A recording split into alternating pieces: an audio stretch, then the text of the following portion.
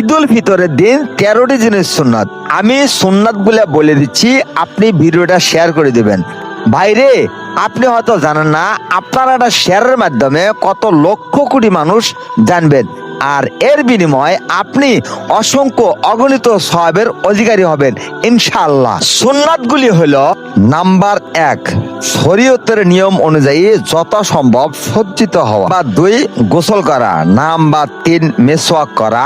Number 4, সর্বোত্তম পোশাক পরিধান করা। নাম্বার 5, সুগন্ধি লাগানো। নাম্বার 6, সকালে খুব ভোরে বিছানা থেকে ওঠা। নাম্বার 7, ফজরের নামাজ পড়ি খুব তাড়াতাড়ি ঈদগাহে যাওয়া। নাম্বার 8, ঈদগাহের মাঠে যাওয়ার পূর্বে খুরমা অথবা কোনো মিষ্টি দ্রব্য খাওয়া। নাম্বার 9, ঈদগাহে যাওয়ার পূর্বে সদগায়ে ফিতর আদায় করা। নাম্বার 10, ঈদের নামাজ ঈদগাহে গিয়ে পড়া, অর্থাৎ শহরের মসজিদে বিনা অজরে না পড়া। নাম্বার 11, ঈদগাহে যে রাস্তায় যাবে ওই রাস্তা ব্যতীত অন্য রাস্তায় ফিরে আসা। নাম্বার 12, ঈদগাহে পায়ে হেঁটে যাওয়া।